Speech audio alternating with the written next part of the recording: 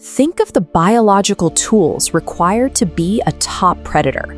The standard blueprint almost always involves massive, heavily muscled jaws built specifically to crush bone and pierce thick armor. There is a basic evolutionary rule of thumb at play here. To take down massive prey, you need a heavy, dense skull to deliver lethal, crushing force and absorb the massive impact of the struggle. Roll the clock back 150 million years to the late Jurassic Period. The landscape of North America was vast, covered in towering forests and floodplains, and populated by absolute giants. This mounted skeleton gives you a sense of the sheer scale of the herbivores living at the time.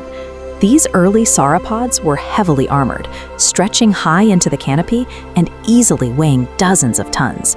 Following the standard rule of predator biology, the apex carnivore in this environment would need a heavy, powerful crushing bite to stand a chance against prey of that size. Yet the primary ruler of the late Jurassic completely defied that assumption. Growing up to 12 meters long, the Allosaurus was the apex predator of its ecosystem, but it was built very differently. Look closely at this fossilized skull. Instead of a thick, heavy anvil of bone, it is surprisingly lightweight. It is filled with large, hollowed-out cavities called fenestrae, leaving behind a delicate-looking framework. How does an animal with such a seemingly fragile skull systematically hunt and kill the largest, heaviest creatures to ever walk the Earth? The answer starts at the ground floor. The lower body mechanics of the Allosaurus show powerfully built legs, highly adapted for explosive, rapid bursts of forward speed. Extending behind it was a massive, rigid tail. This worked as a dynamic counterbalance, allowing the animal to make incredibly sharp, rapid turns without losing its footing. Even its spine was specialized. The name Allosaurus actually means different lizard, referring to its highly unusual, hourglass-shaped vertebrae that were lighter than those of other dinosaurs discovered at the time. Looking at the side profile of the skull, we can see how it compensated for that lack of dense mass. The bone forms a series of arches and struts, much like the architecture of a bridge, making the skull incredibly resilient under vertical stress. The Allosaurus wasn't built for a slow, crushing wrestling match. Its entire frame was optimized for a radically different style of combat. This diagram compares jaw openings. The Allosaurus possessed an unusually massive gape, opening near vertical. Bypassing the crushing motion, it locked its lower jaw in place. Then it fired its powerful neck muscles, driving the upper jaw straight down like a hatchet into the target. By treating its own head like a kinetic strike weapon, the Allosaurus turned a lightweight skull into a devastating, armor-piercing tool. Imagine dawn in a Jurassic thorn forest.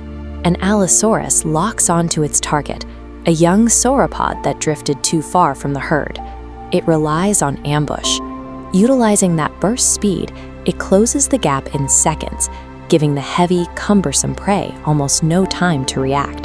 The predator launches forward.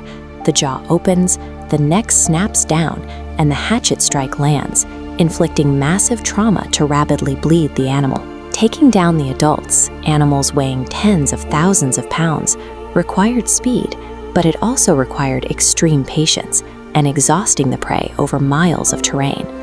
Fossil evidence suggests that when the targets were particularly massive, Allosaurus may have gathered to hunt in coordinated groups. The Allosaurus didn't simply overpower the giants of its era. It systematically dismantled them through blistering speed, highly specialized biomechanics, and tactical adaptation. But possessing an incredible biological weapon did not guarantee an easy life. The late Jurassic was a brutal environment. The fossil record for these predators is riddled with severe injuries. Hunting massive, armored animals resulted in a life of constant, violent trauma.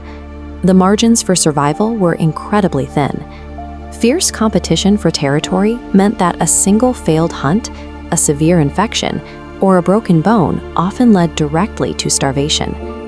Eventually, the environment shifted. As the Jurassic gave way to the Cretaceous, new landscapes emerged and new predators evolved, bringing the millions of years' reign of the Allosaurus to an end. This skeletal profile remains a testament to specialized evolutionary engineering. Long before the heavier, bone-crushing kings of the Cretaceous arrived, The Allosaurus proved that nature doesn't require brute force to build an apex predator. An adaptable body, speed, and a biomechanical hatchet were enough to rule a world of giants.